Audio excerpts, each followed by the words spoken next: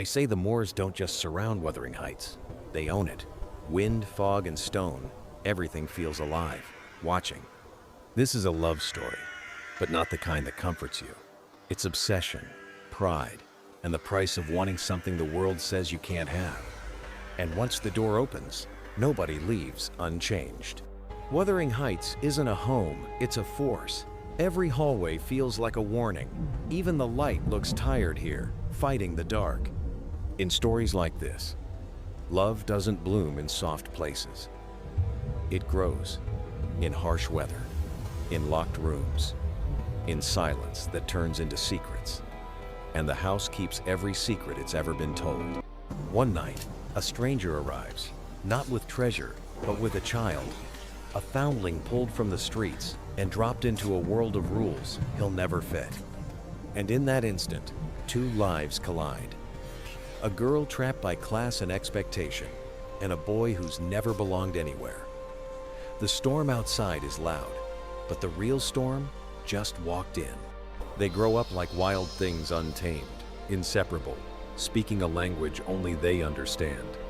Out there on the moors, nothing matters.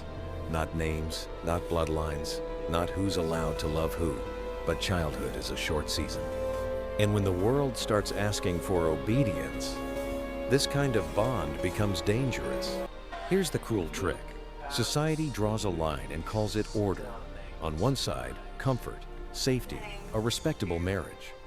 On the other, hunger, humiliation, and love that doesn't come with permission. She's told to choose the life that makes sense. He's told to know his place. And when love becomes a decision, someone always loses. Sometimes, the most dramatic moment isn't a scream. It's a quiet yes. A dress, a dance, a decision made in the name of survival. On the surface, it looks like romance.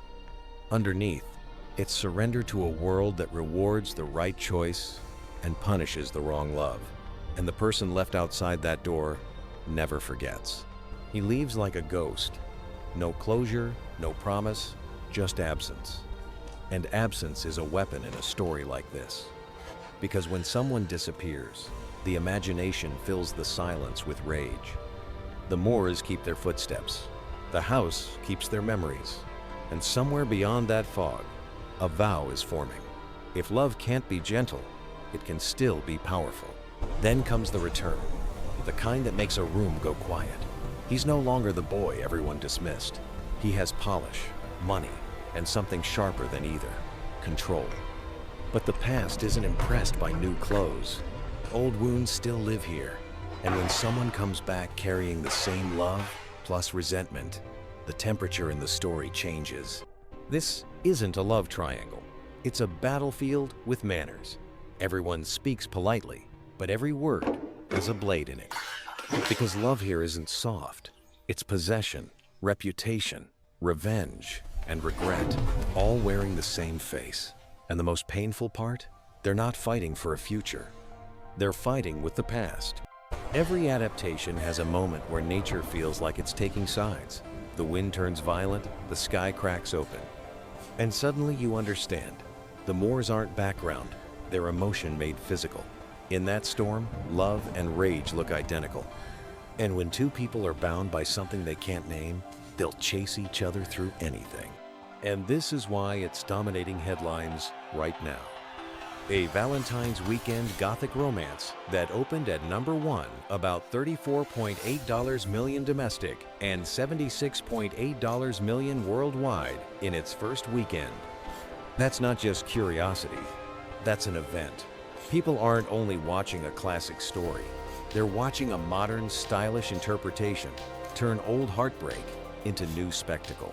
Wuthering Heights endures because it doesn't ask, is this healthy love? It asks, what does love become when the world turns it into a wound? Emerald Fennell's version leans into style and intensity, beautiful, brutal, and impossible to look away from. When the credits roll, you don't feel comforted. You feel haunted, like the moors followed you home. Welcome to Unique Vision, where new movies get a fresh angle. Today's quick spotlight, Wuthering Heights, 2026. A Gothic love story on the moors. where romance slowly transforms into obsession. No spoilers, just the mood, the meaning, and why everyone's talking about it. If you want sharp film breakdowns, short reviews, and big ideas, follow Unique Vision. Stay with us and stay tuned.